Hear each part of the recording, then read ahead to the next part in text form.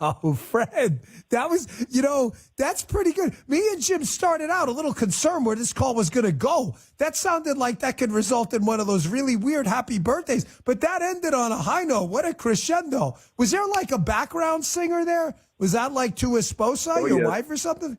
That was good, brother. Wife. You guys are, thank you very much. You like a trained opera singer? That sounded like Pavarotti or something. Like that, what is that, Nasa Domo? I didn't expect that thing to go that direction, brother. All right, our listeners are talented. Fred, man, thanks for the call, brother. That was like really cool, man.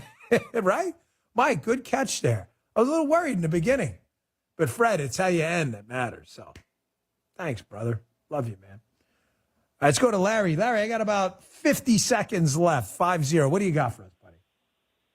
Oh, Dan, it's Melrose Larry Green. Happy birthday. It's my birthday today, too. And I want to thank you for entertaining me and enlightening me every day. I listen from 9 to noon on KABC. And Melrose, you know you're a star on this show, right? You know we love you, Melrose. You listen to us in L.A. Well, I've listened to you I feel like I know you, Melrose, for like 20, 30 years. It's so great to have. I'm honored that you called in the show. You're one of our homies. By the way, Mike, Melrose goes right to the top. Well, thank you, Dan. You're the greatest thing on radio, and right behind you is Mark Levin, but you're number one. Oh, wow. Well, that's that. Melrose, brother, like I said, I feel like I know you. I've been listening to you. Melrose has been a radio presence, if you know, you know, for a really, really long time. Super funny guy. Melrose Larry, love him to death. Thank you. Mike, always take him. He's the best. I love him. Melrose, thank you so much. I would have kept you forever. But that song, the Happy Birthday, was moving me there. It was incredible. Don't miss a podcast today, folks. I will be back tomorrow. Don't you worry. But check out the podcast, rumble.com/Bongino. I'll see you back here tomorrow. Dealing with storm damage? Don't panic. Eureka Contracting and Roofing is here to help. With the recent storms, they understand it can be overwhelming. Remember, you don't have to rush into signing with the first door-to-door salesman. Don't let pushy sales tactics force you into a contract you're not comfortable with. Before making decisions, take a moment. Give the folks at Eureka Contracting and Roofing a call like I did for a no-pressure inspection. They'll assess the damage, determine if it's insurable. If it is, they'll guide you through the insurance process, and your only out-of-pocket expense will be your deductible. Eureka Contracting and Roofing, 636-938-ROOF. EurekaContracting.com. Colombo and Katie. Dr. Bob Onder. I think there are different lessons to be taken away from each race. I would say about political campaigns, it's important to remember, although it would seem sometimes the times are with you, the issues are with you, the state of affairs are with you. And sometimes winning elections is about simple blocking and tackling, fundraising, getting out the vote. Tony Colombo, Katie Fitzpatrick. Weekdays at 2 on News Talk STL. Are you looking for an awesome space to have an incredible event this season, this holiday season, or just for any reason whatsoever? Your one-stop shop is View 17. That's VUE17.com, VUE17.com. Ultra-modern media conference and event center. You can have just about any event you can dream up there. It's on the 17th floor in the heart of the county of St. Louis. Check them out today. You will be impressed, and so will your guests. VUE17.com, View17.com. I answered the call. Together, we fought for our nation and its people. And even though I no longer wear the uniform, I am still a Marine. My service has come full circle. I will continue to support my country and my community. Then and now, Semper Fidelis remains my promise. Always faithful, always Marine. KLGY HD3 Clayton, K270BW Bellefonte, KNBS Bowling Green. This is News Talk STL at 1019, 94.1, and always streaming at newstalkstl.com. Breaking news this hour from townhall.com. I'm John Scott. The Israeli military says it's expanding its ground operation into all areas of the Gaza Strip following the resumption of fighting. Israel's military says its offensive has now expanded to every part of the Palestinian territory. Israel's already ordered more evacuations in the south of Gaza, crowded with displaced people who were told to move here for their safety. A UN official on the spot told the BBC that Palestinians are running out of places to go. BBC correspondent Yolanda Nell. Meanwhile, former Deputy Assistant Secretary of State Lynn Kordakovsky says there's no talk about a two-state solution because Hamas is committed to wiping out Israel. Only one side is talking about two states. You can't have a conversation about two states, for example, where only one side is willing to compromise. So that conversation has been shelved, and the Israelis' priorities are now, just like in any crisis, we're going to deal with the crisis right in front of us. Kordakovsky was interviewed on the Salem Radio Network. Also at townhall.com, House Speaker Mike Johnson plans to move forward with a vote on formalizing the GOP's ongoing impeachment inquiry into President Biden.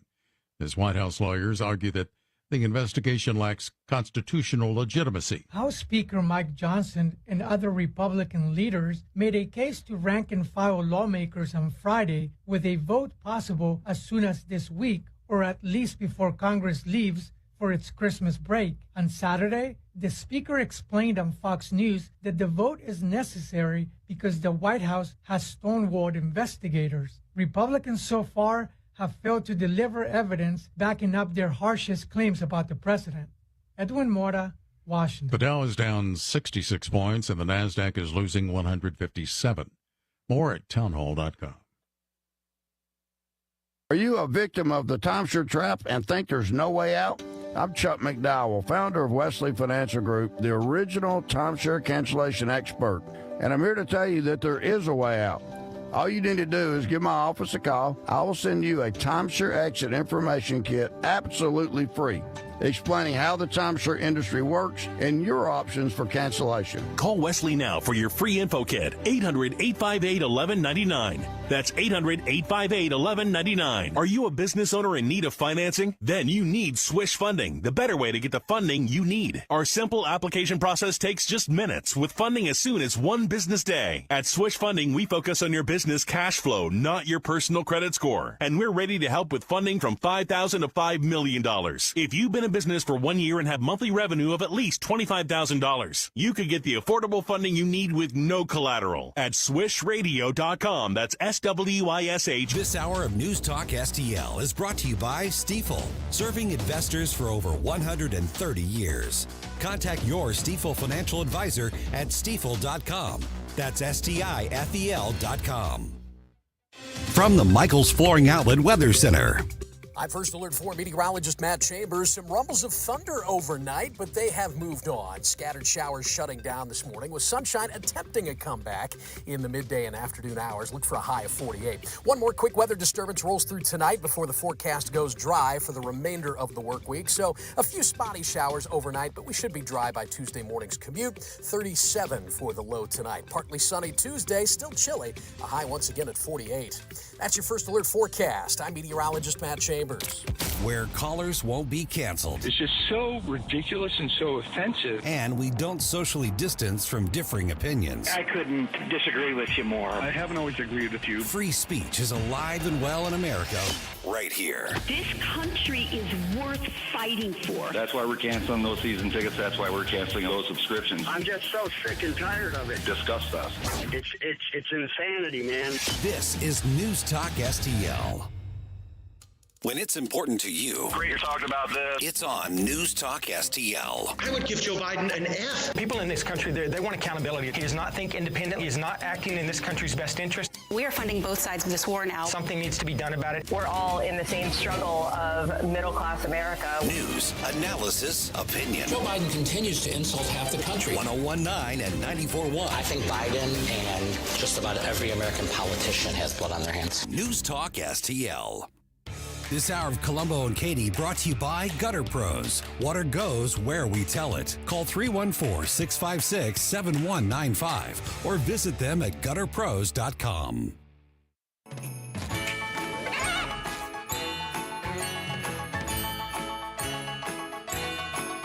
Bring joy to the world, it's the thing to do. But the world does not revolve around you. Don't be a jerk. It's Christmas. It's Christmas. Happy holidays. Welcome to Colombo and Katie on News Talk STL.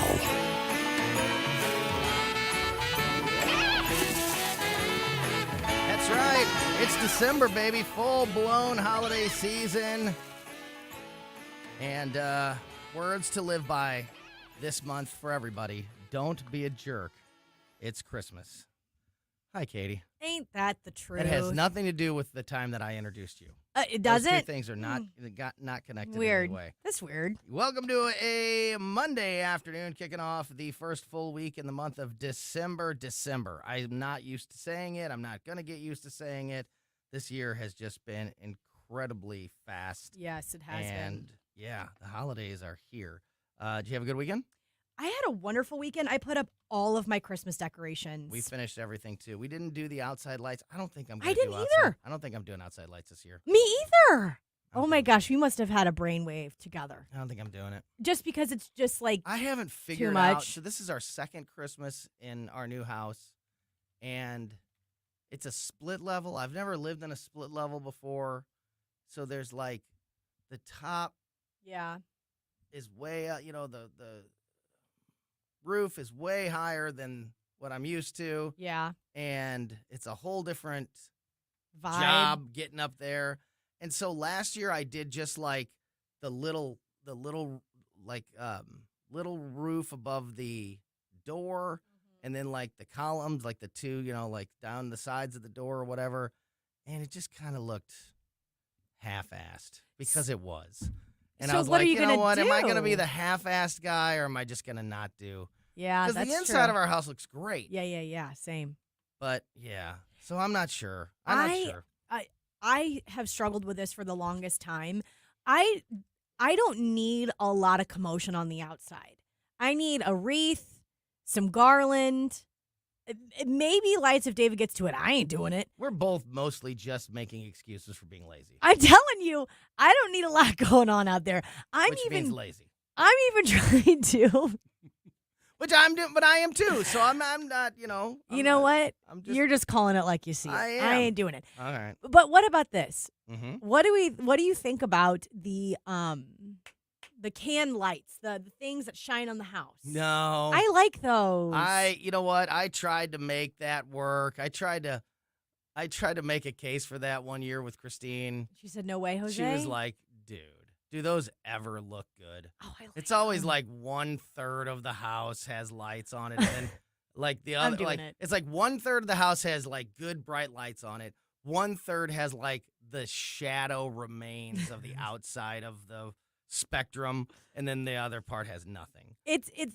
Outside is a complicated thing. That is the laziest of lazy ways. I'm doing it, and I think you need multiple projectors then to try to cover the whole house. like 2 projectors. But then you're gonna Two have projectors. rotating candy canes on half the house and rotating Christmas trees on the. That looks It's ridiculous. a party. Too. No, it's not gonna work. So it's just Good a luck. no. It's Post just a it. no. Do it and post it, because Okay. maybe you can prove us wrong. But it's a no for you, period, on the outside. Yeah, Christine said no. We're not doing that. Okay, well, the inside's, the tree is up, people. We look That's all great on need the to know. inside. That's all that matters. All right. We got things to talk about. We've got a great show for you today. Virginia Cruder from the Daily Wire will be with us in about a half an hour from now. Virginia joins us every Monday afternoon. Very much looking forward to that conversation.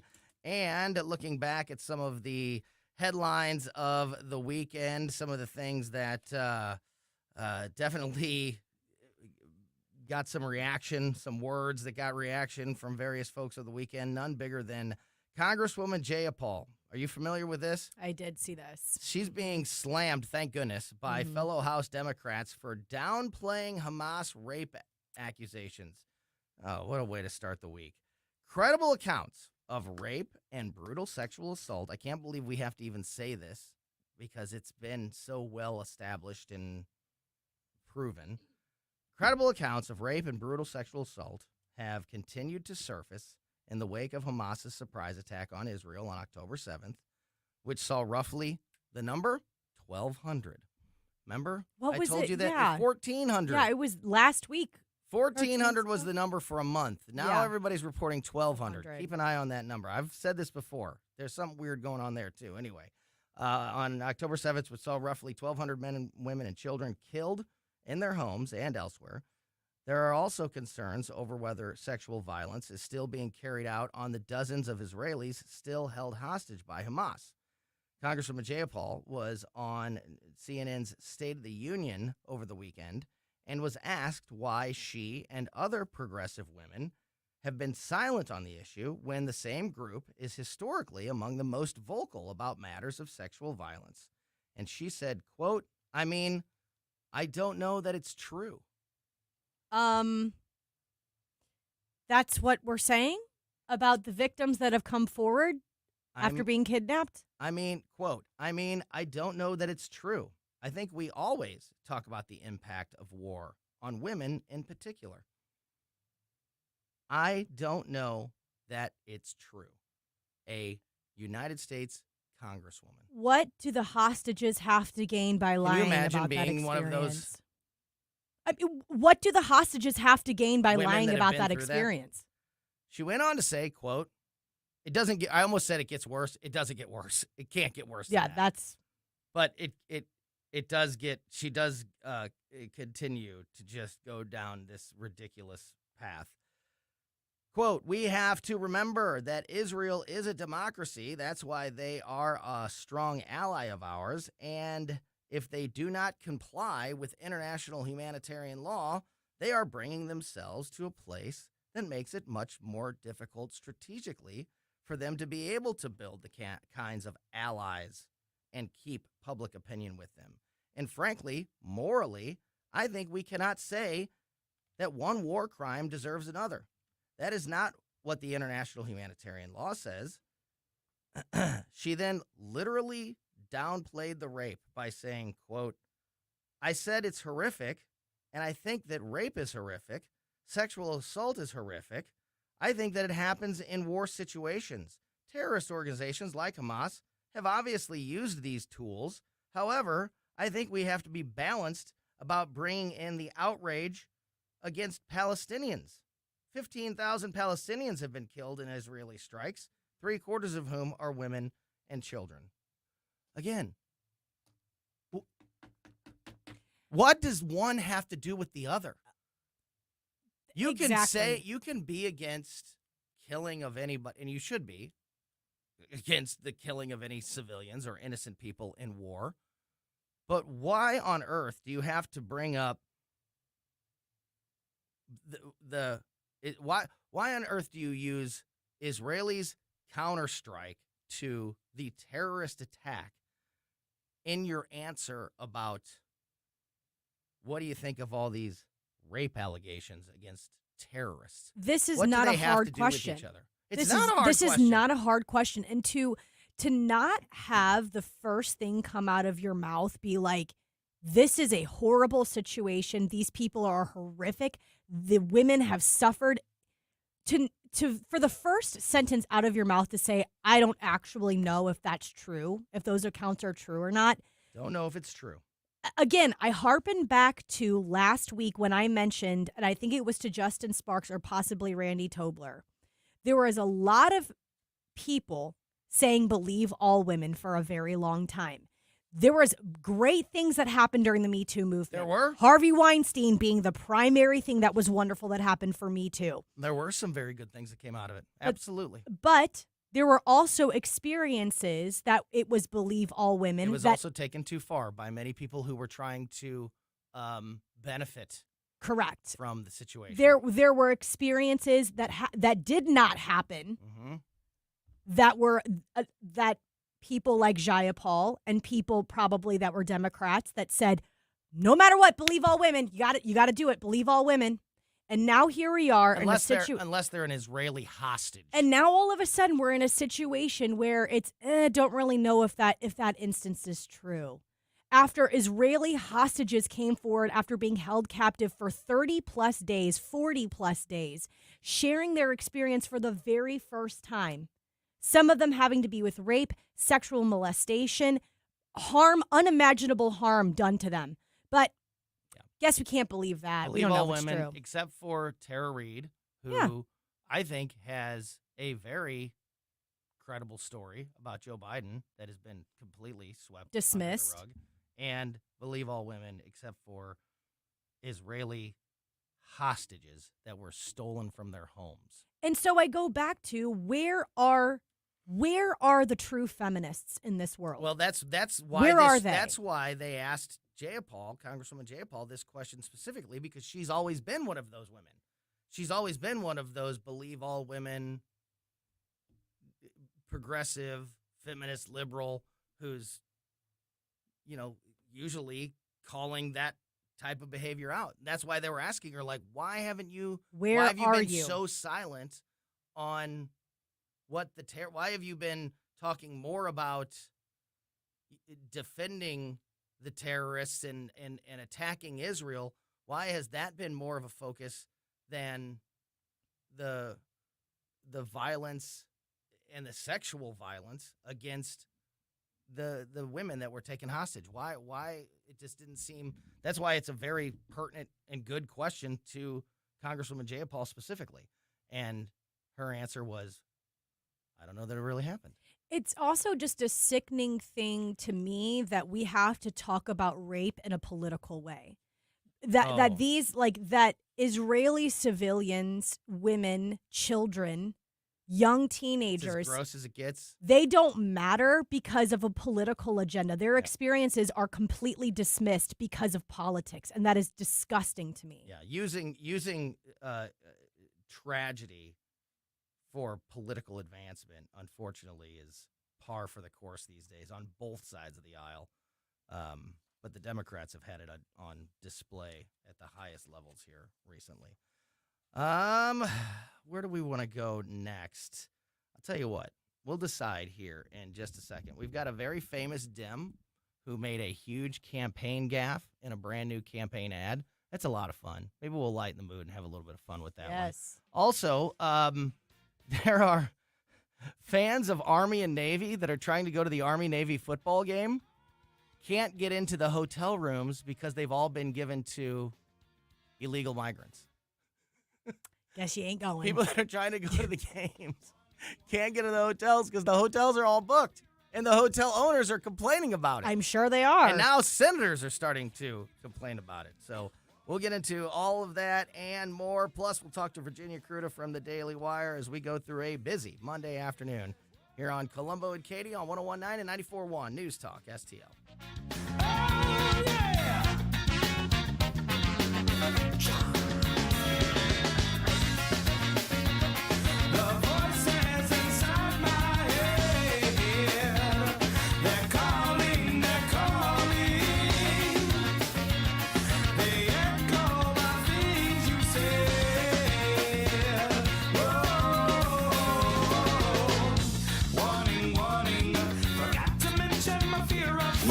Analysis, opinion. They're literally taking the Constitution and putting it in a paper shredder. News Talk STL. If you are looking for a new vehicle, Weber Chevrolet, 3 locations around town to serve you. Creve Coeur, Missouri, Granite City, and Columbia in Illinois is the best place to go. Weber Chevrolet, I saw the commercial over the weekend on YouTube, and it's a really cool commercial and just also unbelievable that Weber Chevrolet has been in business in St. Louis for 120 years. It's hard to imagine, like, the city even being around 120 years ago, but it was, and so was Weber. And at the time, selling wagons, and then shortly after that, started to sell cars, and Weber Chevrolet continues to do right by customers generation after generation. That's the only way you stick around for 120 years. Of course, they will offer you the best price on your new or used vehicle. I'm doing a commercial here!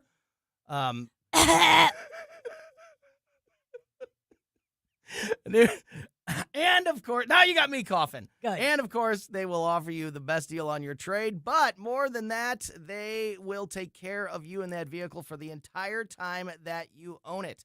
That is why they have built such a great reputation with this community and have been at the top of their game for 120 years, because it's not just sell you the car, get you out the door, and move on to the next one. They take care of you in that vehicle for the entire time that you own it. The service department at Weber Chevrolet, all 3 dealerships, second to none. Absolutely the best. So again, if you are looking for a new or used vehicle, check out what's happening at all 3 Weber dealerships by going to WeberChevrolet.com. I'm Dr. TJ, owner of the Institute of Natural Health, co-owner of Optimal Nutraceuticals, and the host of Wellness 101. Wellness 101 is designed to cut through the nonsense and provide you common sense, science-based information regarding health and wellness. On the show, we discuss topics like thyroid health, gut health, hormone optimization, and many others. Our show airs Saturdays at 10 a.m. and 2 p.m. and Sundays at 11 a.m. and 3 p.m. right here on News Talk STL. For more information, visit us at inhstl.com. That's inhstl.com. So we finally got the parts for the time machine. Classic Kicks Country is streaming now. Hear all your new country favorites from the 90s. Streaming as it happened in the 90s. Classic Kicks. Download the Classic Kicks app from the App Store. Online at ClassicKicks.com. Or enable the Classic Kicks skill on Alexa. 90s New Country streaming now. Mike Ferguson in the morning. Some in Congress say, hey, we got to keep an eye on the waste and fraud in the food stamp program. Congressman Mike Boss tells us about his plan to protect your money. Mornings starting at 5:30 on News Talk STL.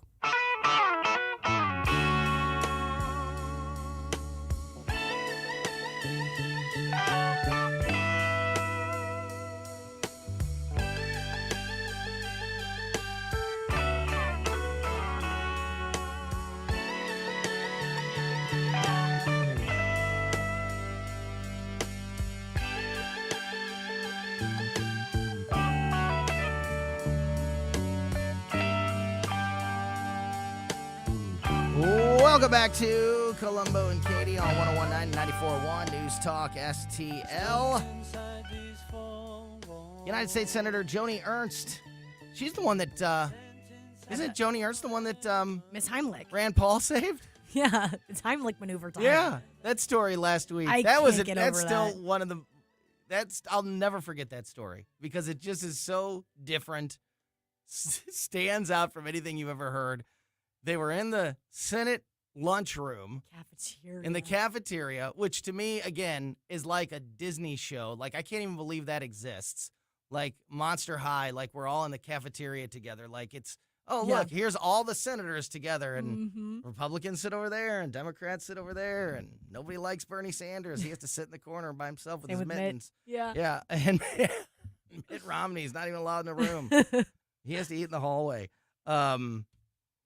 Yeah, they're in the Senate lunchroom, and Joni Ernst was choking, and Rand Paul, who's a senator but also a doctor, did the Heimlich maneuver last week. Saved her life. Wild. She's in the news again this week for something much different.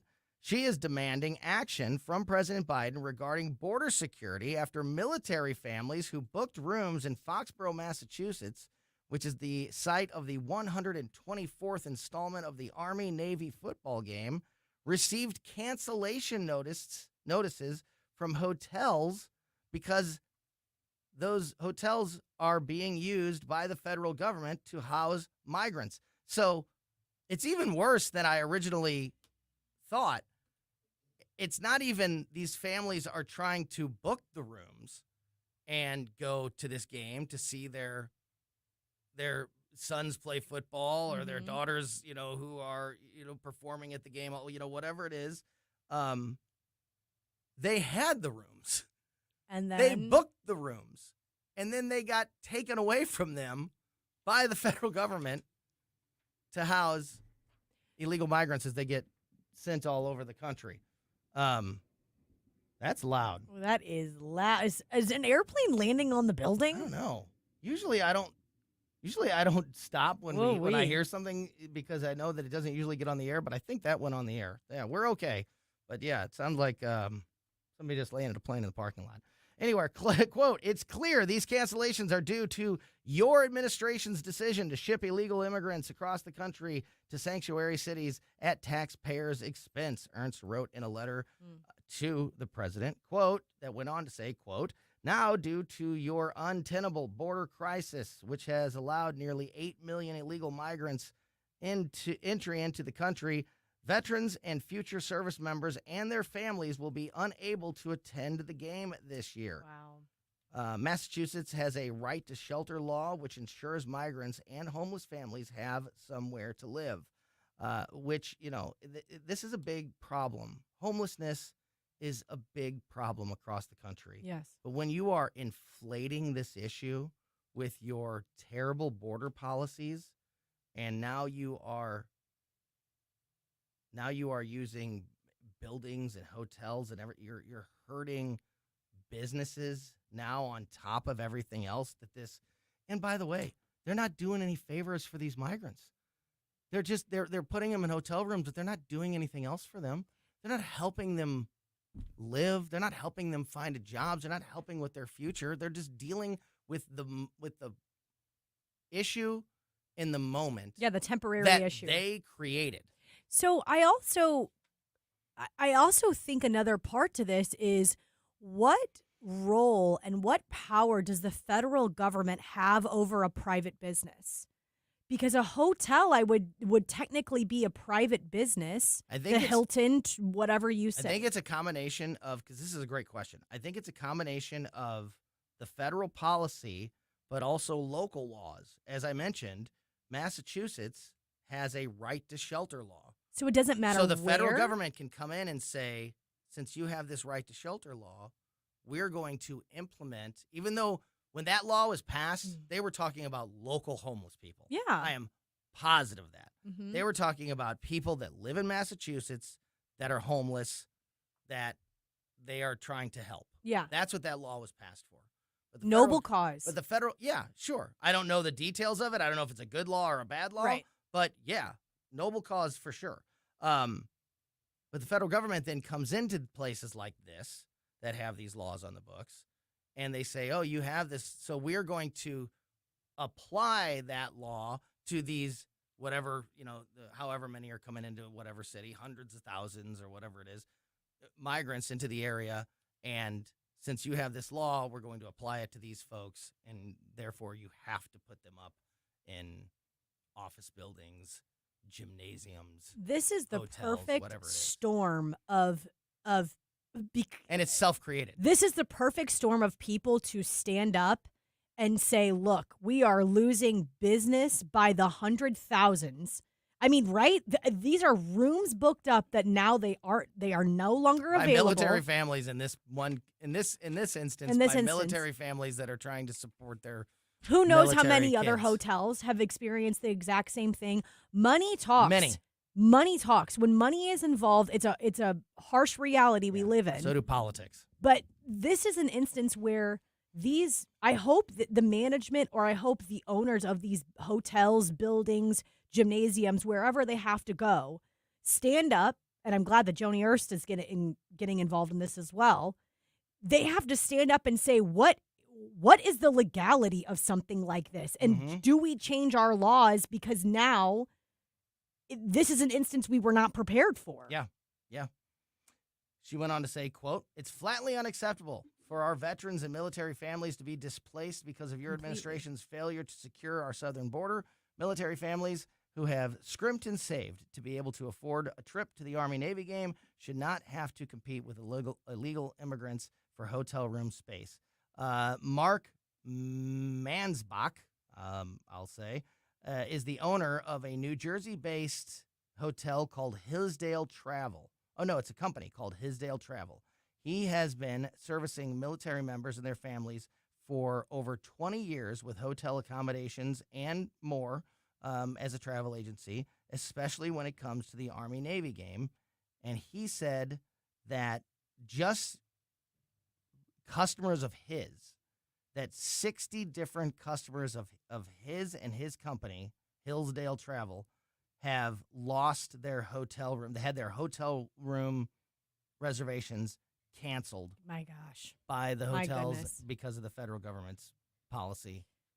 Yeah, so they paid for it. They paid for their vacation. They paid for their hotels. They're going to go see their kid play in the Army-Navy game. Wow. And he said he's never seen anything even remotely close to this in his over 2 decades of working with military families and booking hotels for the rooms for the game. Something similar is happening in New York, and Fox News shows this a lot, and there's a couple other outlets that show, and forgive me, I can't remember their name at this moment, but they show a group of men. They're in berets. They all have military backgrounds. God, I can't remember their name. But they go around interviewing homeless people in New York City, primarily homeless veterans in New York City, and discuss with them what housing is like right now and what they're capable of doing and where they're capable of going in this time. And the majority of the homeless veterans in New York City say they get kicked out of their places that they've been, whether it be a homeless shelter or something similar. They get kicked out of the homeless shelters because they need some place in New York City to house the illegal migrants. Ugh. And it They're happens kicking out the homeless people whose the facilities and the laws were passed to help the local Correct. homeless people. Correct. Even they're being displaced. And a lot of them are veterans that get displaced, and they're like, we don't know what to do. We have nowhere to go. It's a really, really sad state of affairs. It is. And for all of the people that are Just homeless. think of St. Louis. Just think of St. Louis. St. Louis has a terrible homeless problem. Oh my God, yeah. Yeah. And if all the reports are true that there's going to be a bunch of migrants sent to St. Louis, the homeless, the facilities that are already in place Yeah. for local homeless people to get them off the streets, and there are very good organizations that help, that have business placement, that teach skills that people can use. They're not just like, a place to spend the night and then we throw you back out on the street. Yeah. But those Classes. facilities, those facilities are going to be given to the migrants coming to town. And now the homeless people that are already here in St. Louis, struggling, that these things are there for them to help them. Now they're not going to be able to get the help that they need because Joe Biden says we got to give it to these other people. It is such a mess, and it's a mess, and it's a self-created mess. Absolutely, absolutely. I just don't even. I don't even want to give this to Biden and his administration because this is a royal screw up.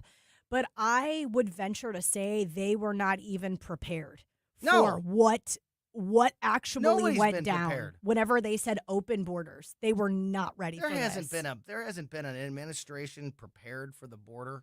There's been levels of control. Yeah, control. That's right. But the problem, there's definitely not there's definitely not been a plan that's been made.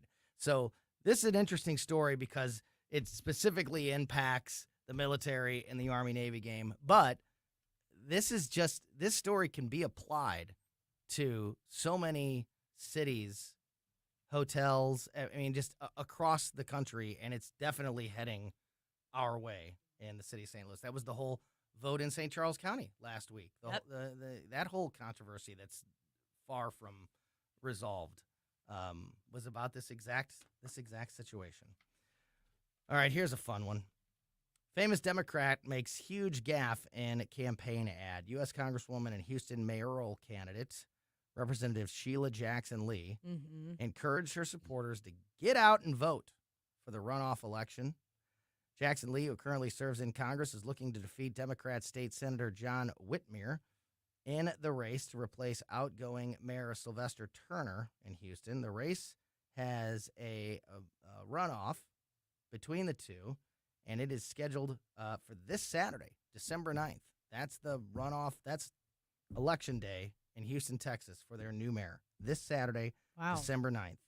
So Jackson Lee has just released a brand new television ad.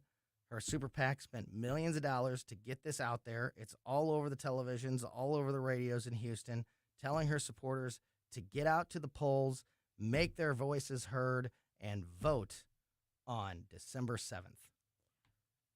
The election is December 9th. Oh, no. Oh, no. Get out there and vote December 7th. How does that get through? How many eyes did that be on that? How many, if we put something on our website and something's spelled wrong or we put the date wrong. Oh, yeah. We all look at each other and we're like, how did that happen? How does this happen? There's really millions of dollars in these super PACs. Oh, my gosh. And I was going to play it, but she doesn't say it. It's on it's a graphic on the screen. Oh, no. So you can't, if I played it, you don't see it. So, but it's like she's doing the big push, get out and vote. We need every voice. We need every vote. And it says big old stamp, half the screen, December 7th. The election's on December 9th. Someone's getting fired. Someone's got to get. I mean, someone's getting fired. I can't believe it. So what did she? Is there any? She's not even. No, she's been asked for comment, and they haven't even. I mean, they've had to acknowledge that the date is wrong on the change the infograph, change the info on the commercial, but yeah, they haven't said any. They've had no response to it at all, and it really could have happened to a better person because Sheila Jackson Lee is trash. She has been. Whoa. What is going on? What is happening? The plane landed, and now people are. I think it just crashed. Screwing about in here. She has has had a reputation and has been known as one of the meanest and most difficult members of Congress to work for. This was because of this story. I went down memory lane a little bit and read some old reports. Staff members have said that she frequently uses demeaning language and name calling when addressing them. One said that she constantly called him, "You stupid MFer." Oh, my gosh. But didn't say MFer. Another described an occasion where the Congresswoman's parents were visiting her from out of town, and she overheard Jackson Lee calling her a stupid idiot because she had to make a schedule change to their travel. And then she told that same staffer, "Don't be a moron, you foolish girl." Another aide said that Jackson Lee told her, "You don't understand. I'm a queen, and I demand to be treated like a queen." You're not a queen. You're a congresswoman. Yeah, we're paying actually your bill. We're footing your bill. I actually heard maybe it was 2 weeks ago, probably, the week of Thanksgiving, a staffer did just quit and kind of told their story about working for Sheila Jackson Lee. And they said basically, or is it Sheila? Is it Sheila Jackson Lee? That's right. They basically gave. She gets enough votes on December 7th. She'll be the next governor of Houston. They basically outlined what you just said, saying that they every single day been told that they were idiots, stupid, foolish, dumb.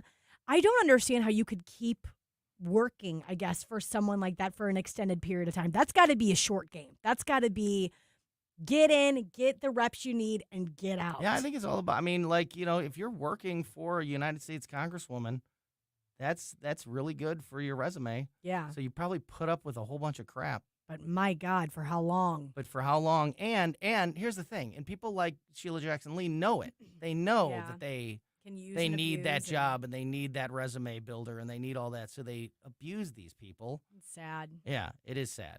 And that's not a Democrat or Republican thing. She happens to be a Democrat, but there are plenty of Republicans who are abusive and jerks to their totally. And there's plenty of really nice people on both sides too. But this is just couldn't December happen. 7th. Couldn't happen to a better person. I can't believe that's one really last push, everybody. embarrassing. One last push. Let's get this commercial on the air. Let's get this. Let's rally the troops for this big vote. And they go through the whole thing. They shoot the commercial. She's in it. Produce the commercial. Get it out. Get it sent to all the television stations and radio stations. And you have the wrong election date on it. Come on, people. December 7th. That's as good. That's as good as it gets. As we go through the show today, I want to talk about there are new regulations at national parks that could impact some people who are traveling. I might have an unpopular opinion on this story, so we'll run that by everybody and see what you think. Joe Biden's new IRS move could carry a hefty cost for some taxpayers. We'll get into that story as well. People in his hometown of Scranton, Pennsylvania are calling out the president, which is fun. And we will talk to Virginia Cruda from the Daily Wire. She's got a new article out about Congresswoman Jaya Paul, who we talked about in the first segment. We'll talk to her about that. And she has a new article out at the Daily Wire also regarding the latest surrounding Hunter Biden and his allegations. So I want to ask her about that as well. Don't go anywhere. We'll talk to Virginia Cruda next on Colombo and Katie. Never seeing no one nice again like you, Mama. You, Mama. You. speech is alive and well in America. So what's going on? Right here. To me, this looks like the run-up to World War II. News Talk STL. They're playing with fire. Democrats are destroying the country. News, analysis, opinion. Okay, so I might not be getting up on my roof to look at the gutters, but maybe you have been up doing some Christmas decorating and you realize that the gutters up there maybe aren't looking so good. Maybe you had leaf protection that isn't exactly leaf protecting anymore. The team at Gutter Pros is the place to call if you're having any issues with your gutters at your home or business, especially this time of year. Leaves are everywhere, including on your roof and including in your gutter if you don't have the proper leaf protection. So whether it be leaf protection, gutter repair, new gutter installation, or anything surrounding your gutters, the soffit, the fascia, all of that, the team at Gutter Pros has you covered. If you're having any gutter issues at your home or business, call them now at 314-656-7195 or just go to gutterpros.com. Everybody wants the economy to grow, right?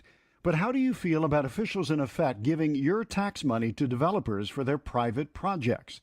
In the past 15 years, the city of St. Louis alone has diverted $709 million to developers in tax subsidies or abatements. That was money that would have gone to basic services like schools and public safety. Even worse, numerous studies around the country show these kinds of subsidies don't produce the promised jobs and growth. There's nothing wrong with developers wanting to build new shopping centers or company headquarters, but why should they get tax subsidies to do so? If it's a good business idea, great, but let them assume the risks as well as any possible rewards. It's time to reform economic development subsidies in Missouri. Check out our 2023 Missouri Blueprint, moving Missouri forward at showmeinstitute.org. The Show Me Minute has been brought to you by Show Me Institute and Show Me Opportunity. This hour of Colombo and Katie brought to you by Gutter Pros. Water goes where we tell it. Call 314-656-7195 or visit them at gutterpros.com.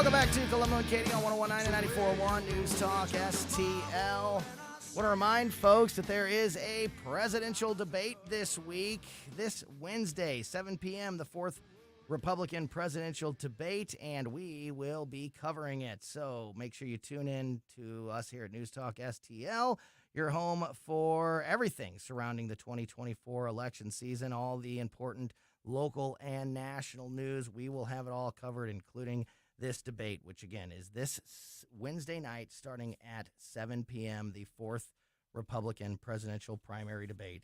And we have you covered here at News Talk STL. All right, joining us on the line, as she does every Monday afternoon at this time, is our good friend Virginia Kruta from the Daily Wire. Virginia, we talked about it in the first segment. I know you have a new article up about this as well at thedailywire.com. Congresswoman Jayapal, one of the many Democrats that are saying the quiet part out loud these days. Yes. Katie and I gave our thoughts on it. Tell us about the article and your thoughts. Okay, so Jayapal is from Washington State. She's a Democrat. She was on State of the Union this weekend with Dana Bash, who is Jewish, by the way. Oh, wow. She's got a personal stake in this. Yeah. And she's been Dana Bash actually has been one of the ones pressing from the very beginning to say, hey, why aren't more Democrat women speaking out about this? And so she brought it to Jayapal, basically said, hey, look, all of these progressive women, of which you are one, Jayapal is leader of the Progressive Caucus in Congress, and she might be slightly older than the remaining members of the squad, but I would call her an honorary member as far as her political positions. I would agree. And so she, Bash asked her, she said, look, progressive women stand up for women's rights. They're obviously very opposed to sexual violence, especially used as a weapon of war, which is what Hamas appears to be doing.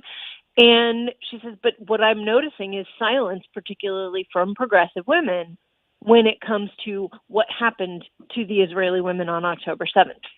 And Jayapal, it was almost like she was giving lip service. She's like, well, of course I condemned that, and I condemned Hamas, and all of those things are bad, and it's really bad. Rape is bad. And that's kind of how she said it. And then she also said, go ahead. But then she turns around and says, but if Israel is committing war crimes, we need to make sure that they're not committing war crimes.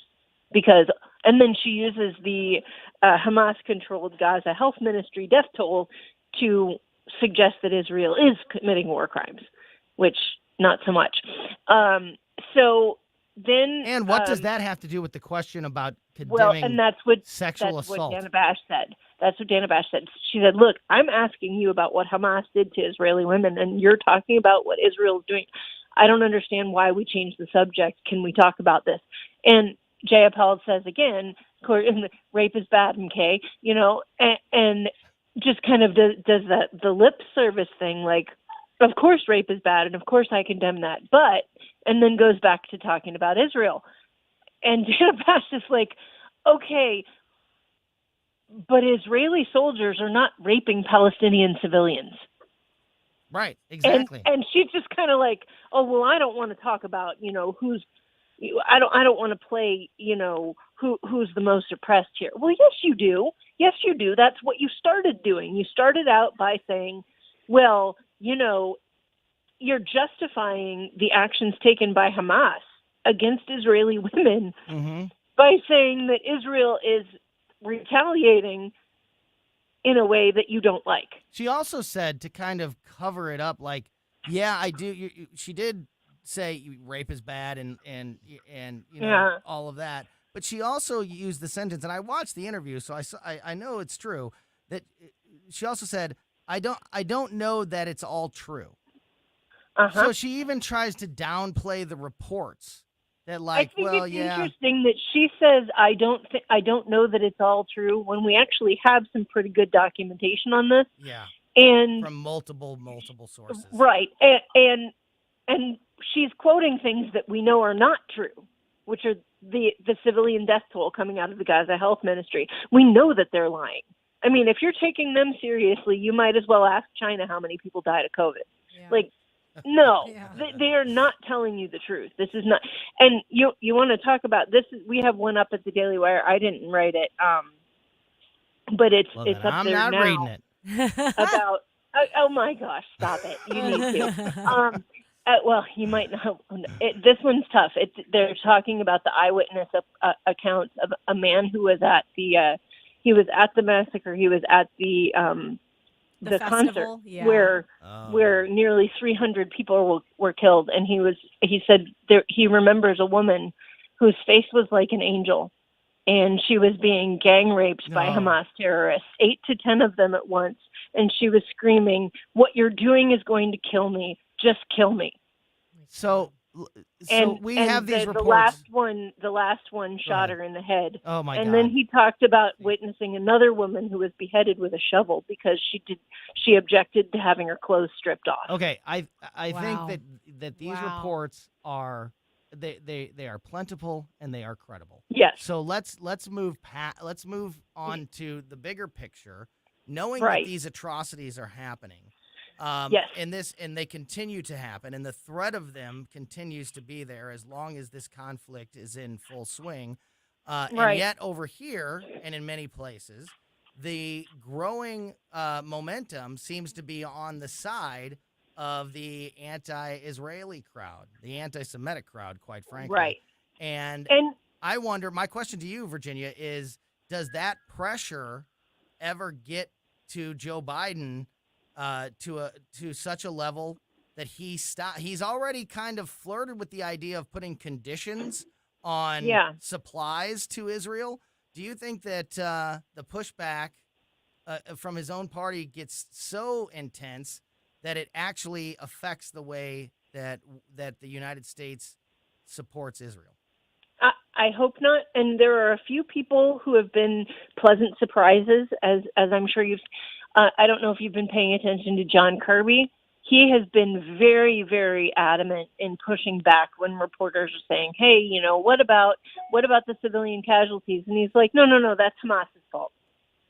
They set this up. They did this in such a way as to guarantee that there would be civilian casualties. And now you're mad that there are civilian like we knew this was coming. We're going to do everything that we can." And obviously, and he's said a few times that they have really put pressure on Israel to say, "Hey, do everything you can to prevent civilian casualties."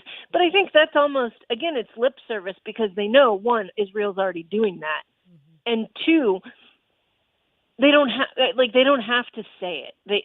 But they can now go to the public and say, "Look, we're pressing Israel to do this," but they don't have to worry about the repercussions because they knew Israel was already doing it. Does that make sense? It's not like Israel's going to be like, "How dare you put restrictions on us?" No, we're already doing that. So, Virginia, whenever we talk about people like Jayapal or maybe Ocasio-Cortez, do we know if they are becoming, because of their behavior towards Hamas or just towards this war in general, have they become pariahs in their own party because of their statements or lack thereof with the war in Israel? I think it's interesting that you use that word. There's actually an article out today about how AOC has become kind of a pariah among Democrats, but it has nothing to do with Israel.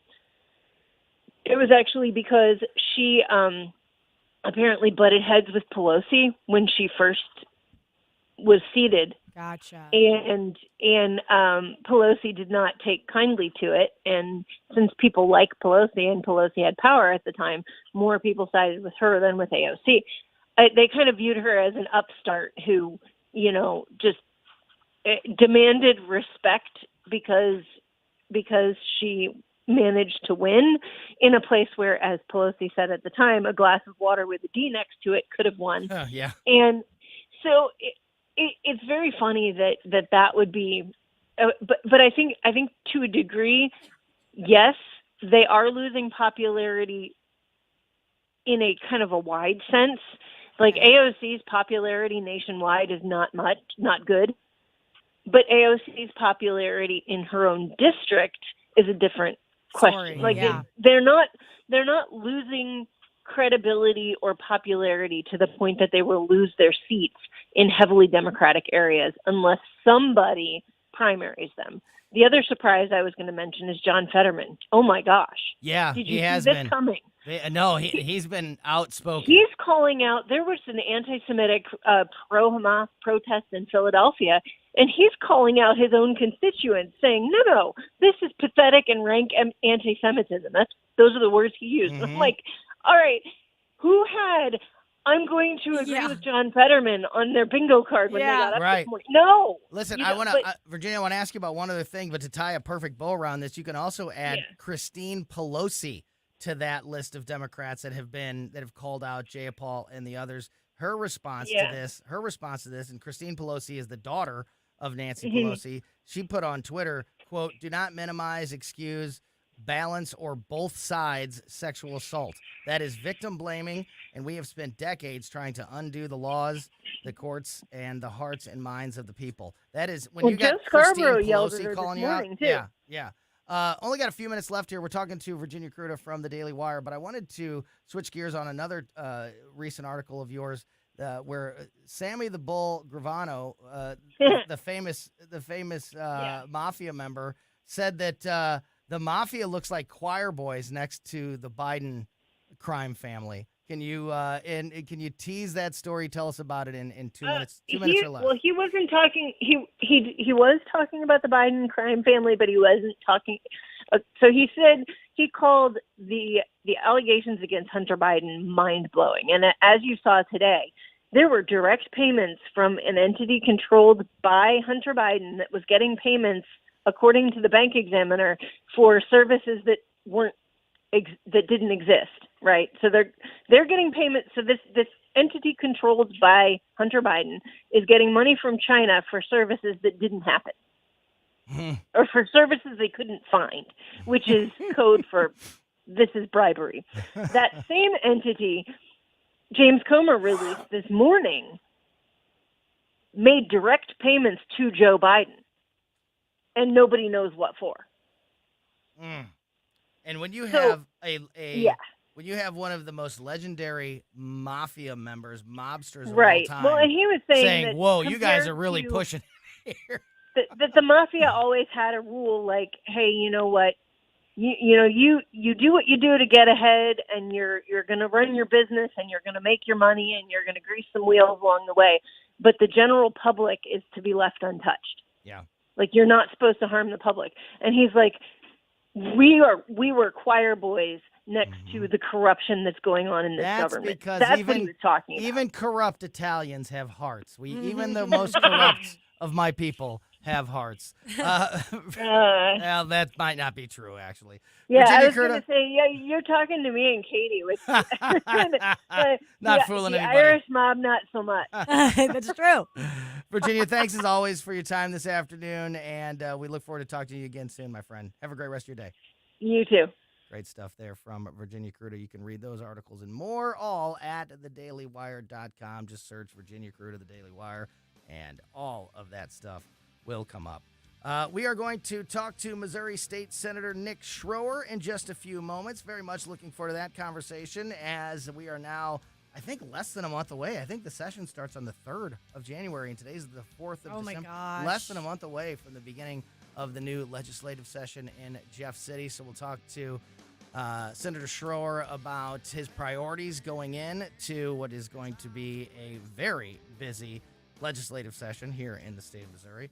Also, want to look at this new law, this new IRS policy from Joe Biden that could carry a hefty cost for some United States taxpayers that are already the most vulnerable among us. We'll tell you about that and more next here on Colombo and Katie.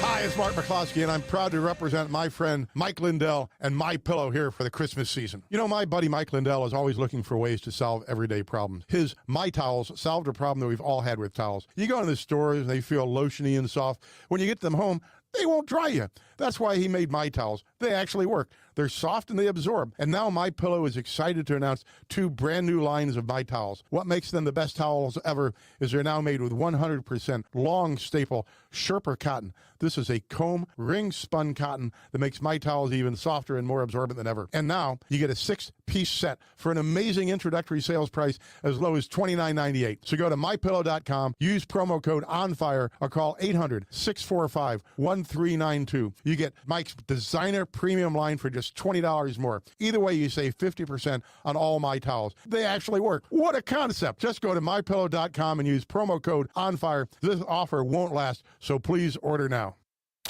Where callers won't be canceled. It's just so ridiculous and so offensive. And we don't socially distance from differing opinions. I couldn't disagree with you more. I haven't always agreed with you. Free speech is alive and well in America right here. This country is worth fighting for. That's why we're canceling those season tickets. That's why we're canceling those subscriptions. I'm just so sick and tired of it. Disgust us. It's insanity, man. This is News Talk STL. Hey, it's First Alert Chief Meteorologist Steve Templeton from Channel 4, and we are proud to be the official weather source for News Talk STL. Just like you've grown to expect from us at Channel 4, you can expect the same accurate, detailed, and timely weather coverage from News Talk STL. The First Alert weather team will keep you ahead of the big weather changes. And the one thing you can count on in St. Louis, the weather is constantly changing. So Channel 4 and News Talk STL are committed to keeping you up to date and safe. KLGY HD3 Clayton, K270BW Bellefonte, KNVS Bowling Green. This is News Talk STL at 1019, 94.1, and always streaming at newstalkstl.com. Breaking news this hour from townhall.com. I'm John Scott. FBI Director Christopher Wray makes an appearance tomorrow on Capitol Hill. Bob Agnew reports. Wray will testify as the Senate Judiciary Committee holds its annual oversight hearing on the FBI. With political tensions all around, Ray will face questions from some senators who believe the Bureau has lately become a willing tool on behalf of Joe Biden to harass his political foes. Committee Chairman Senator Dick Durbin has said he'll seek more information about the FBI's handling of problems like the southern border and the fentanyl crisis, as well as online child safety. Bob Eigner reporting. The storm is dropping a mix of rain and snow on parts of New England. Some locations recording more than a half foot of snow to start the week. More than 25,000 homes and businesses in Maine and more than 11,000 in Vermont were without electricity at the peak Monday as trees and branches laden with heavy wet snow fell on power lines. Also at townhall.com, another Republican debate this week. The party's top presidential candidates gather in Alabama Wednesday for the fourth GOP debate of the 2024 presidential campaign. As he has done for the three previous debates, former President Trump is skipping this event at the University of Alabama as he maintains his wide lead over the rivals. Florida Governor DeSantis and former UN Ambassador and Governor Nikki Haley will be on stage. Vivek Ramaswamy is expected to make the cut, and former New Jersey Governor Chris Christie says he's confident he'll qualify. Ron DeRockstra reporting. One Republican that won't be on the stage is North Dakota Governor Doug Burgum, who's announced he's suspending his campaign for president. Burgum has failed to gain traction among voters and did not qualify for the fourth GOP debate this week. On Wall Street, the Dow finished down 41 points. The Nasdaq was off 119. More at townhall.com.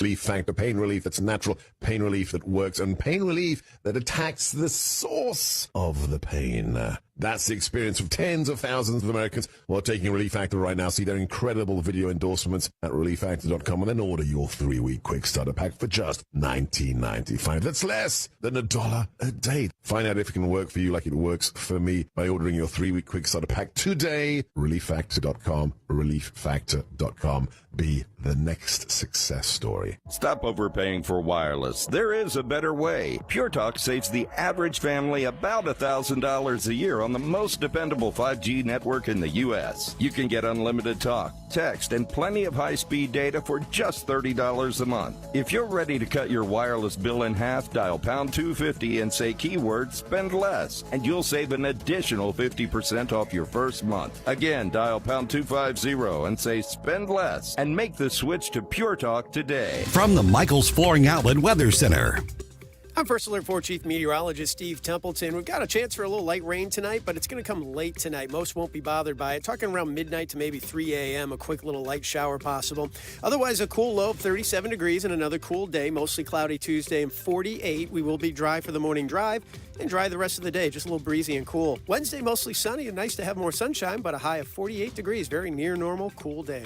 That's the latest from the First Alert 4 Weather Center. I'm Chief Meteorologist Steve Templeton. This hour of News Talk STL brought to you by Chris Cooper and Serenity Wealth Management. Discover little-known strategies that could be the difference between choosing the care you deserve or having someone else decide it for you. Get a free copy of Chris's book at serenityltc.com.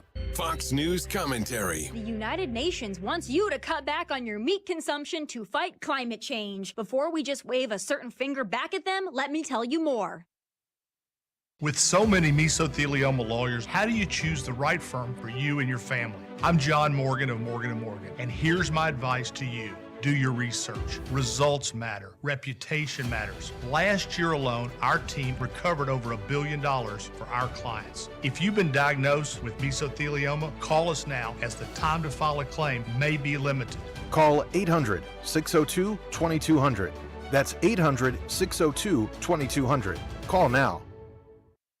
Climate change is religion for people who don't believe in religion, and these zealots will go to great lengths to ruin everything. Here's another example. The UN Food and Agriculture Organization, which is led by a Chinese Communist Party official, will release a plan next month that calls on the world's most developed nations to fight climate change by curbing their excessive appetite for meat. Will that directive apply to China? Well, likely not, because China is still deemed a developing country. Once again, the communists use environmental policy and the manipulation of stupid leftists in America to further their their own agenda. As someone born and raised in a ranching family, let me make something very clear to the UN. You can take your fake meat and shove it. We will not now or ever reduce our consumption of meat or bankrupt our American farmers and ranchers to appease the globalists, the communists, or the tree huggers. I'm Tommy Lahren. Whether at home or at work, you're mobile.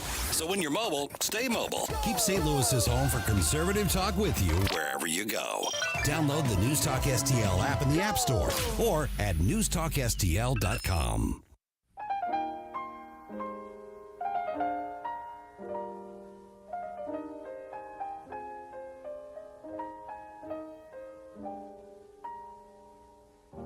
Poets often use many words to say a simple thing. It takes thought and time and rhyme to make a poem sing. With music and words I've been playing. For you I have written a song. Oh, yeah. Just a real classy opening song there for a real classy guest. The classiest. Yes, the great Nick Schroer, Missouri State Senator, host of Stand and Fight, which you can hear every Sunday evening here on News Talk STL. Newsmaker Nick joins us on the line. Mr. Senator, how are you? I am wonderful now. Nobody does it like Frank. Now I just want to open up a glass of Jack Daniels and sit back and have a rumbling fire next to me. I think that was Tony Bennett. It was That Tony was Bennett. Bennett. Yes, you're in the right. Well, you're on the right team. But hey, I am under the weather, so maybe my ears are a little foggy. Yeah, that was good. Yeah, when you said that, I was like, do I? Because if I called you out and I was wrong, boy. It was Tony, right? It was, it was. Well, I think Tony comes in a close second when compared to Frank. Man, he was the last. We lost Tony Bennett, just a couple of months ago, and he was the last of that group. I actually saw Tony. The crooners. Bennett, yeah, I actually saw Tony Bennett a few years ago at the Fox Theater, and just hearing like those first-hand account stories of the Rat Pack days. Frank Sinatra, Dean Martin, Sammy Davis Jr., all that stuff. I mean, it was pretty amazing. He was our last sort of link to that, so really sad that he's gone. Now you got to pick up the slack. Yeah. There could be the next Christmas songs with you and Katie. Yeah, well, actually, we are working on something for our Christmas special. That's kind of we'll tell you about it when it's done, and also we've teased with our buddy Mark Close from KC95, January 27th. Save the date. That's all I can say at this moment. I'm not allowed to say anything else, but there's music involved. I'm excited. Yeah. You'll be a busy man on January 27th, but it's a Saturday, so hopefully you'll be able to pull yourself away. The session starts, is it January 3rd? Are we officially less than a month away from the Missouri legislative session? Absolutely. January 3rd is the kickoff. We started pre-filing of legislation on December 1st, and man, coming out of the gate, I think this might be a record year this past session. I know a lot of Republicans were kind of ticked off at how slow the referral process of bills after a legislator files them, how they get referred to committee. And I know the Senate's a little bit different than in the House. In the House, you could file a bill Tuesday and it gets referred the very same day, or you could pre-file a bill on December 1st and it never gets referred.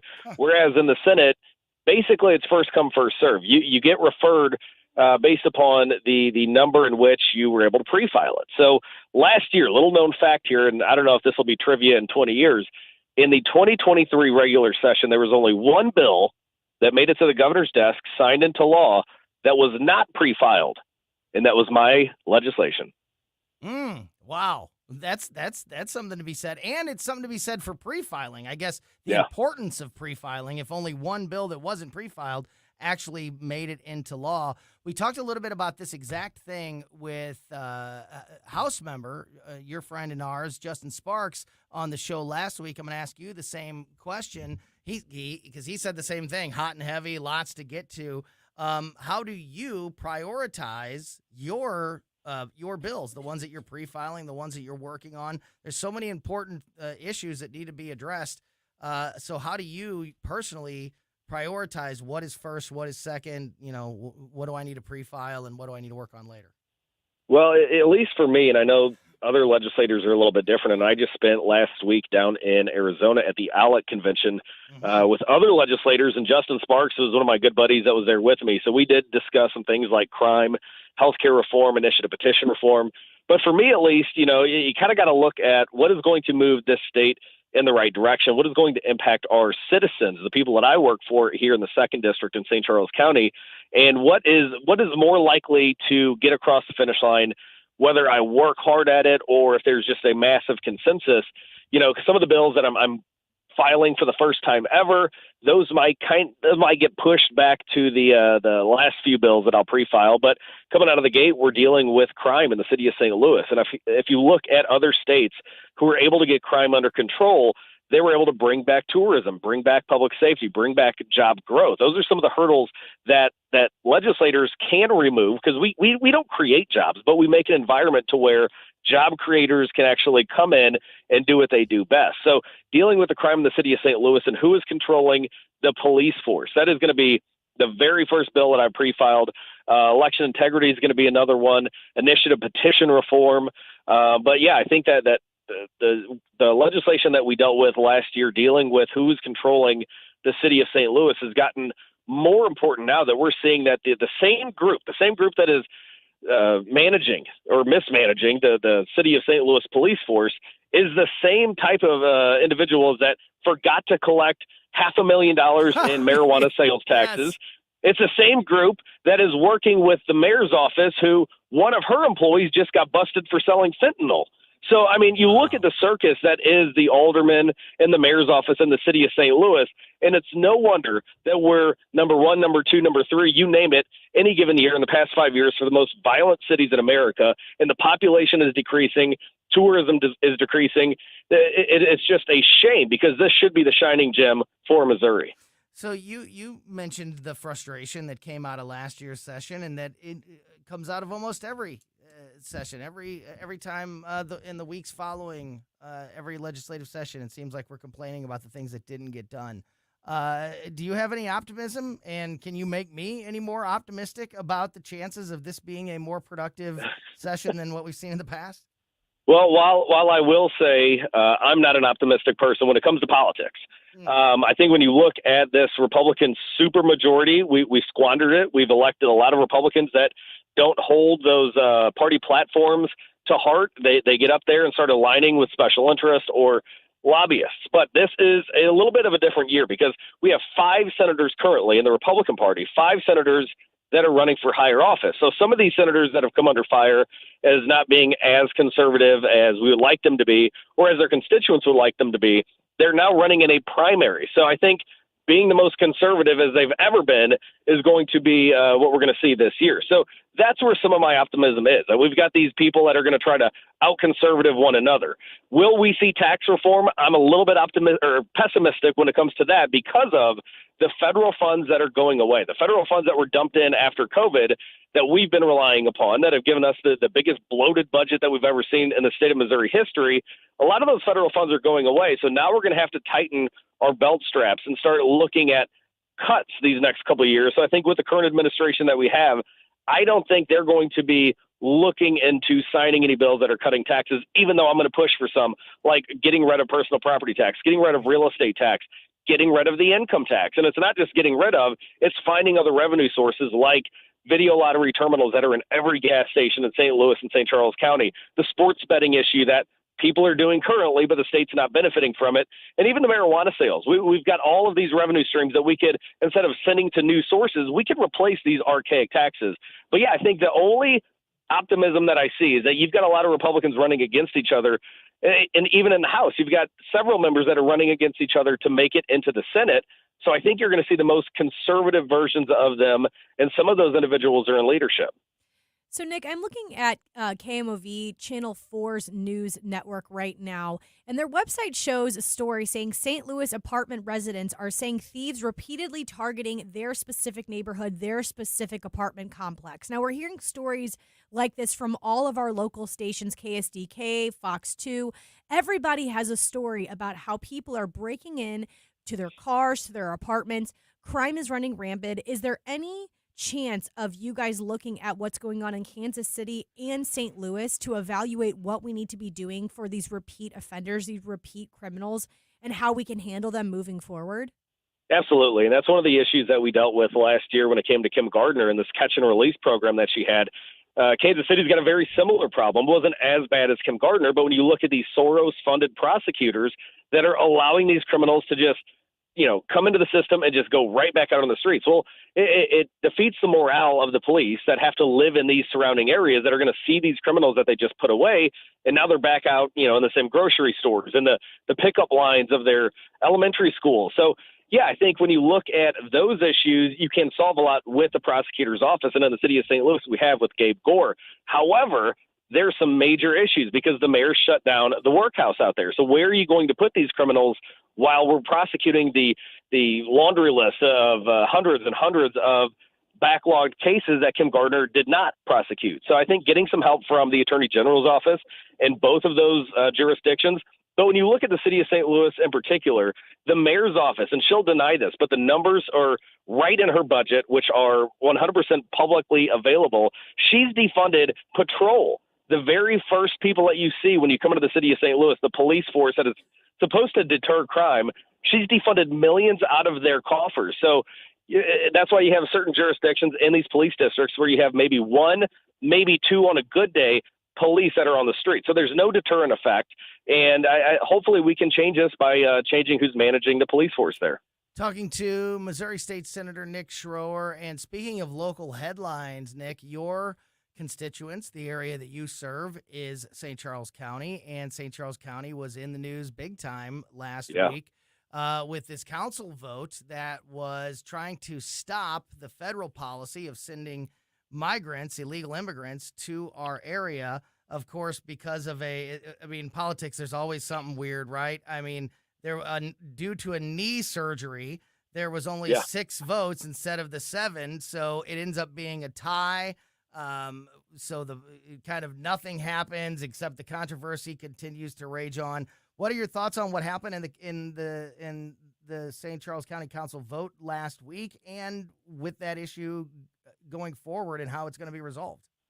Well, I think the third time is going to be the charm. This originally was brought up by my good friend, the county councilman for the 2nd District. And I've said a lot of these badasses come from the 2nd District. I represent the 2nd District in St. Charles County, and he's taking on this issue, Joe Brazel, like none other. When he first brought this bill forth, there were some issues with the way it was drafted, so he tabled it. And we worked on this together, highlighting all of the issues with this parole program that the Biden administration and Mayorkas have illegally expanded. They've unlawfully expanded it to the point that you've got 20-plus states, including Missouri, that are suing because there is a lack of vetting. There's a lack of investigating who we're taking in from the border, using this parole program to place them all over the United States. And now in Chicago, they're wanting to send some of those people that have used this parole program to make it into our country and get their free cell phones, their free health care, get put up in the Hilton. We don't want them in the city of St. Louis right now because of the issues with the vetting process. So it saddens me that some of these council members said, well, wait a second, it's a resolution. It's not going to do anything. Well, just a few years ago when Better Together was headline news, the same council voted, for a resolution that said, no, we don't like this Better Together. It's not going to make our area any better. Now they're sitting on their hands and allowing Mayorkas and the Biden administration, and I don't know if it's going to happen. I really think ultimately it will if we don't stand up as a state legislature and try to do something about this. But you have certain members saying, no, we're going to stand by and allow the Biden administration to shove this down our throats. But yeah, I do think the third time will be the charm. Once the knee surgery and all of that is out of the way, I think this is going to get brought back up in the next couple of weeks. And as long as my schedule is going to allow it, I can guarantee you myself, Senator Eigel, and many others are going to be able to stand up and say, look, not in our backyard. We've already seen what the crime has done with illegal citizens coming out of the city of St. Louis. Now we don't need these individuals that are unvetted, that are illegal immigrants being placed in the city of St. Louis, that are going to commit further crime in the surrounding areas like St. Louis County and St. Charles County. Yeah, no tackle football for you until that vote is done. So no knee surgery, so you can be there. I know you don't vote in the city council, but at least No Indian leg wrestling. Yeah, there you go. Exactly. And I would make the argument that it being a resolution makes it even easier to vote for. Yeah. Because maybe it doesn't have the teeth that a law would, but at least you're on record. At least it's a majority. At least it's obvious what the people of the area and the leadership of the area believes. And I don't see how that could possibly be a bad thing. Well, Tony, real quick, Go ahead, on please. that issue, the resolution is very clear that it says, look, we support the county council and the members of St. Charles County. We support a legal system of immigration. We want the good people to come here. We want to vet these individuals that are escaping communism and tyranny and want to make a better life here. But that's not the case with this parole program that Mayorkas and the Biden administration have unlawfully expanded. Even our own Attorney General Andrew Bailey has said this is going to cost the people of Missouri millions of dollars, and that's why it's in court. And there's a motion to enjoin the federal government from using this program to send thousands of individuals, thousands of illegal immigrants to our backyard. And like you said, a resolution is basically saying, hey, I know it's not our call, but let us just voice from the county council for the fastest growing county in the state of Missouri. We don't want to stand for this, but we do stand for legal immigration. Mm-hmm. That's not what this is, though. We stand and fight. Every Sunday, 8 to 10 p.m. Love it. And even Gert Wilders, the hopeful new prime minister for the Netherlands. We just played a clip, which you can find on Rumble or newstalkstl.com on the restreams. Gert Wilders is talking about the importance of standing and fighting. There you go. Every Sunday evening, you can hear Nick hosting Stand and Fight here on News Talk STL. And, of course, you could hear him as a regular on the Vic Borselli Show. And before we let you go, Senator, I want to all, I think this is a good PSA for all elected officials out there. I don't know if you saw this headline, but this is making national news out of the small town of Raynor, Washington, which is near Seattle. They had a city council election last month. There were two guys running in it. Their names were Damian Green and Ryan Roth. And after recount after recount, it was so close, it's been determined that Ryan Roth won the election by 1 vote. And wow. Damian Green didn't vote for himself. So, well, then he doesn't deserve it. Had he voted for himself, he would not have lost the election. He told reporters that it felt too narcissistic to vote for himself, and now he doesn't have a job. Yes. So just remember that come time to vote next time. Well, if you can't even vote for yourself, how do you expect the people of your jurisdiction to do it? I don't know. That is Missouri State Senator, newsmaker Nick Schroer. Great to talk with you, my friend, and I'm sure we'll be talking to you a whole lot moving forward as you guys get ready to kick off this new legislative session. Thanks for your time. Absolutely. Senator. God bless y'all. Yeah, back at you. Thank you. Great stuff there from Nick Schroer. Again, Stand and Fight every Sunday night here on News Talk STL. Make sure you are tuned in. All right, got some more headlines I want to get to here, including Biden's new IRS policy could carry a hefty cost for certain taxpayers across the country. We'll get into that and more next on Colombo and Katie. Simple thing.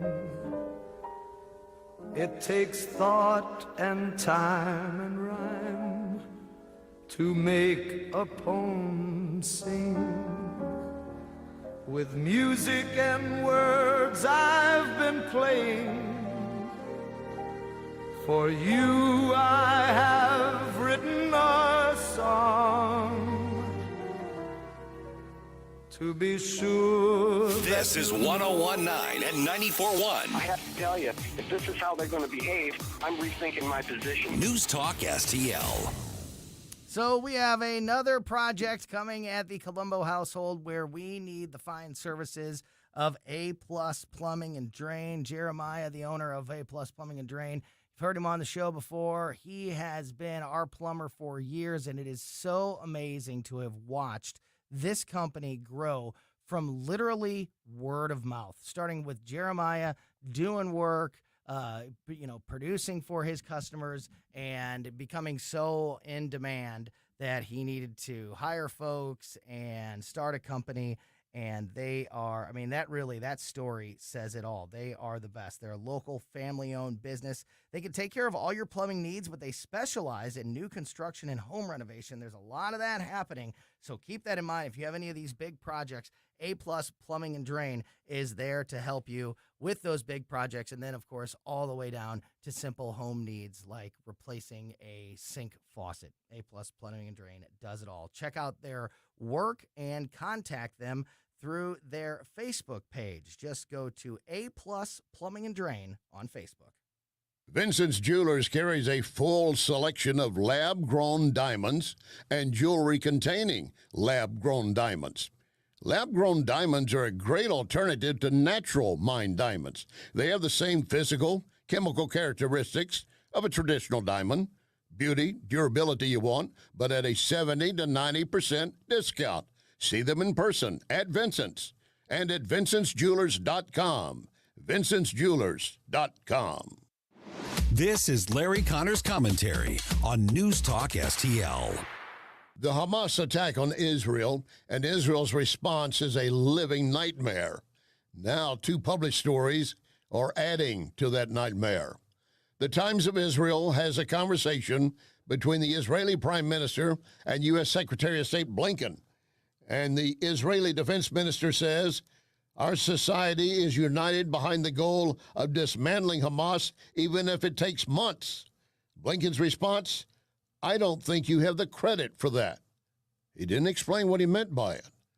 Money from the U.S., that credit, or credit on the world stage? We do know the White House, Biden is under tremendous pressure to not continue to support Israel. And in the meantime, the New York Times with this story. Israeli officials had a copy of the Hamas battle plans almost a year before it happened. A year. But none of their intel officers thought it was even feasible. So they looked at it, put it aside. Now, of course, they're going to have to be answering some questions. So after the war finally comes to an end, even Prime Minister Netanyahu has said, we face a day of reckoning. Get more Larry Connors on Larry Connors USA. Tonight at 6 on News Talk STL. Ackerman Toyota has the 2024 models. You're going to be impressed.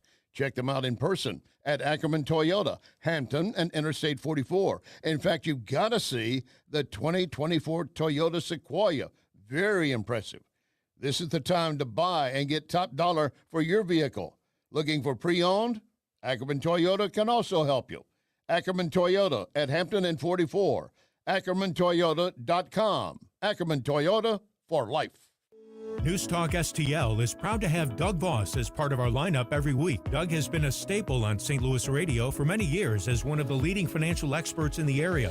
You can hear Doug and Safe Money Radio 3 times every weekend on News Talk STL. And in case you miss anything, you can check it all out at DougVossSafeMoneyRadio.com. What else do our listeners need to know, Doug? Simply put, I focus on helping pre-retirees and retirees build, preserve, and protect retirement assets, and I've been helping my clients solve their insurance and financial needs for the past 33 years. I also strive to educate my clients on how to prepare for retirement, minimize the impact of market volatility on their assets, and deal with the challenges of increased longevity. Call me today at 844-676-SAFE. That's 844-676-7233.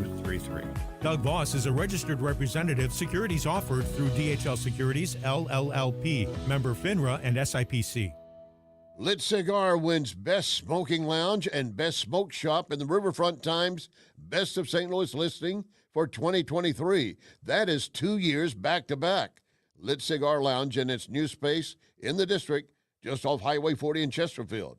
Lit is for men and women who enjoy great cigars, premium drinks. The website keeps you on top of special events, including live entertainment. LitSTL.com. LitSTL.com. On the next Larry Connors USA. So it appears Israeli intelligence had the Hamas battle plans almost a year before October 7. What happened? Larry Connors USA. Now, weeknights 6 until 8 on News Talk STL. Everybody loves somebody sometime. Everybody falls in love somehow. Something in your kiss just told me my sometime is now. Everybody finds somebody someplace. There's no telling where love may appear. Something in my heart keeps saying my someplace is here. Welcome back to Colombo Katie on 119.94.1 News Talk STL. Thanks again to State Senator Nick Schroer for joining us in that last segment. Before that, we talked to Virginia Kruta from the Daily Wire. If you missed any of those conversations, make sure you are subscribed to the Colombo and Katie podcast. We put out the show as a podcast shortly after we get off the air every single day, and we put it on basically every podcast platform. So whatever your favorite is, Spotify, Apple, Amazon, Google, many, many more, just subscribe to Colombo and Katie, and you'll never miss anything that happens here on the show. I'm sure we're going to get into this as the week goes on, but also don't forget we have a debate this week. The fourth presidential primary debate, Republican presidential primary debate, is this Wednesday night, and we will once again be your home of that debate. In fact, we are your home for everything regarding the 2024 election cycle. America Decides 2024, and we've got you covered with all the important local and national news as we go into what is going to be a crazy 2024 election season. But, don't miss the debate this Wednesday night, 7 p.m. right here on News Talk STL. Like I said, we'll have longer conversations about this in the next couple days, especially with some of our guests like Crane Durham and Rodney Boyd. But this debate, does it have – I feel like you said this after the last debate, Katie. It's getting more difficult for these candidates to break through with their message. Yeah. A lot of voters have – and I love debates. I've said many times, I think that is the best way that you can get to know a candidate. Don't go to their website. Don't watch their political ads. Don't go to their YouTube channel. Watch the debates. Watch when they are challenged directly with questions and other candidates that are running against them and, challenged on their record and asked about what they believe about certain topics. I think debates are the best way to get informed about these candidates. But I feel like a lot of voters think that they've heard it all. Yeah. And I don't know if there's going to be an opportunity. I mean, maybe Nikki Haley can continue her momentum, but I don't know that she can really give herself another big boost. I don't know if Ron DeSantis can do something to get himself back, squarely into that second place spot that he was early on in the race, because I feel like voters are starting to kind of fall into their lanes. Yeah, I think everybody knows who they like and who they don't like now. I think Nikki Haley used the debates to her best advantage. Obviously, she's in second place now. I mean, she's nowhere near Trump, but she used the debates like you should use the debates, and it's paid off for her handsomely. But by this fourth debate, I think everybody understands these people, who they're watching. And honestly, I'm only going to watch for Megyn Kelly. That's the only reason why I'm watching. That is going to be interesting. Is Megyn Kelly. Yeah, her being the moderator is going to bring a different perspective to it, a little less. But what questions do you ask? We've already asked the questions. Yeah, but it won't be that polished, big media. Yeah.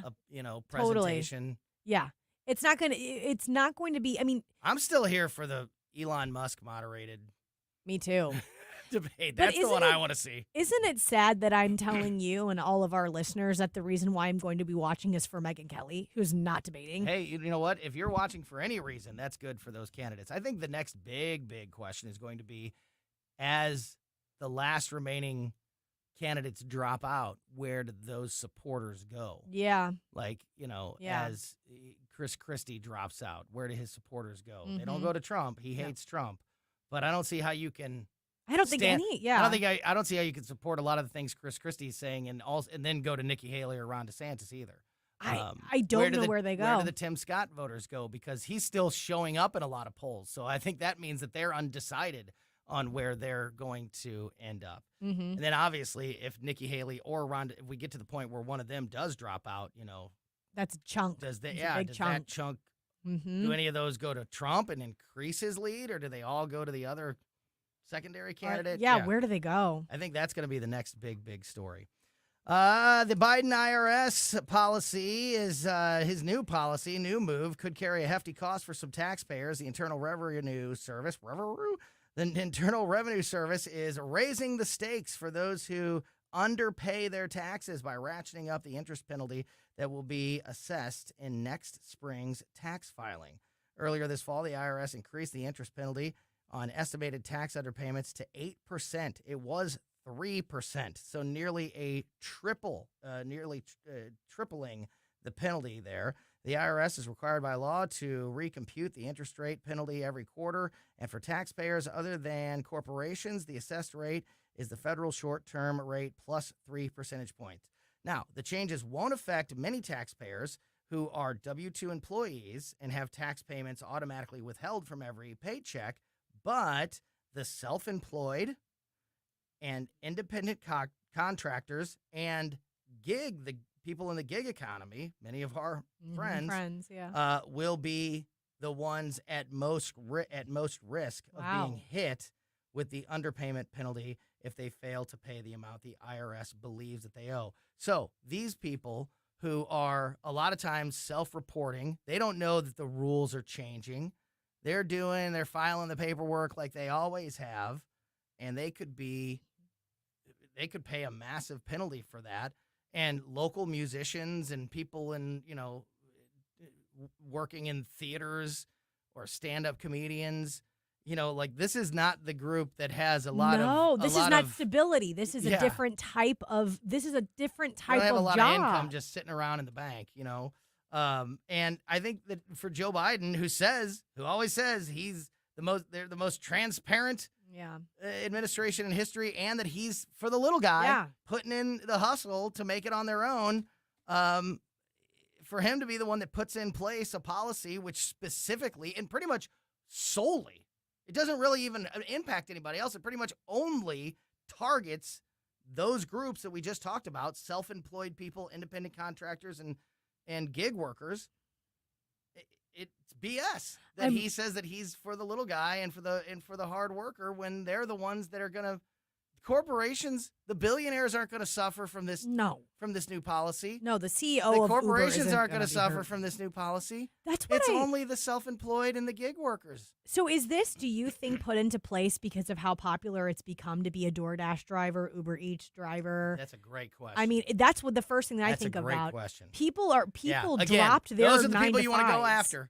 You want to go after the people that work for Shipt. Well, that's what because they're the ones that are stealing from the government. I think they have so much disposable income, right, that they're just hiding and keeping from the government. The people that are driving for DoorDash. It makes give me a break. It makes me think that because of the demand for Shipt and people actually leaving their 9 to 5s to do something like Uber Eats, they're trying to keep a very watchful and close eye on those people. Or you're doing it on the side. Yeah. To side gig. Pay your bills. Totally. And then all of a sudden you get hit with an audit from the IRS. So stupid. You didn't pay enough taxes. Not that you didn't pay taxes. You just didn't pay enough. You just didn't pay enough.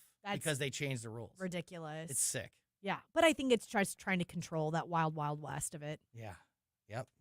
Every penny they can get. And people aren't buying it, including in his hometown, the president's hometown of Scranton, Pennsylvania. He recently claimed that the president sees the United States economy through the eyes. You okay? You all right? Water went down the wrong pipe. Keep going.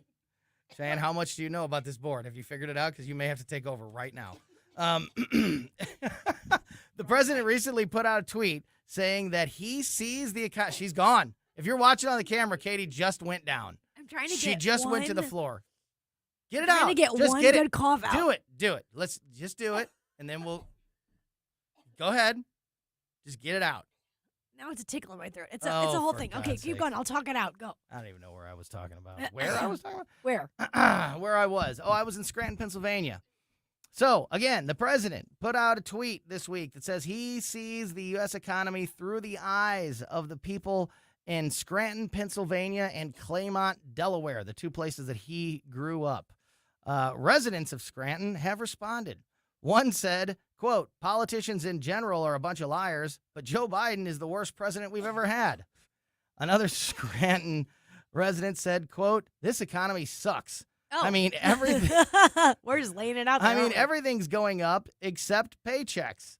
I just think the economy sucks ever since Joe Biden got in office. Another person, quote, the economy has only gotten worse under Biden. I'm a registered Democrat, but I'm not happy. And another Scranton resident said, quote, he has no idea what's going on. It's an absolute mess. He abandoned Scranton when he was 4 years old, so the fact that he keeps using us is hysterical. It's Biden so actually telling. left, his family moved out when Biden was 10, but the point stands that I think that people don't realize that. The president, and he's done this his entire career, he did it when he was a senator and vice president and everything else. He always talks about the steel town of Scranton, Oh, yeah. Pennsylvania. Mm-hmm. He lived there until he was 10. Then he said, bye-bye. He doesn't know. And Joe Biden was, what year was that? 1872 when Joe Biden was 10 years old? I mean, he knows The nothing. buggy was popular. He knows nothing about Scranton, Pennsylvania, but always talks about them like he's, one of the guys. I think it's important to know that people are they have their eye on the economy. They have their eye on the economy. They're seeing what's happening with this administration. It's going to make or break votes, I think. All right, we're going to see if Katie makes it. I'm holding down a back. choke. I'm holding it down. I'll be back tomorrow at 2. Will Colombo and Katie be back tomorrow at 2? We'll all find out together. In the meantime, make sure you're subscribed to the podcast, especially if it is Katie's last show. Don't forget to mark your calendar for the How does presidential water debate. go down the wrong pipe? And stay there. It for just is here. a long time. Oh, but shush! You It's take 2 care- minutes. I'm worried about you. No, you're not. You go take care of yourself. I will. We'll be back tomorrow at 2. Subscribe to the podcast. In the meantime, keep it here. The O'Reilly Report is next. Man, it's bad. It's followed by the Tim Jones and Chris Arp Show at 4 and Larry Connors USA at 6. Thank you so much for listening to us and supporting us here on 101.9 and 94.1 News Talk STL. If I had it in my How's your health care? Insured but afraid to use it because of high copays and deductibles? You wait weeks for a few minutes with your doctor? It's Dr. Randy Tobler, and I struggle with the same issues as both patient and doc. You want to know that you're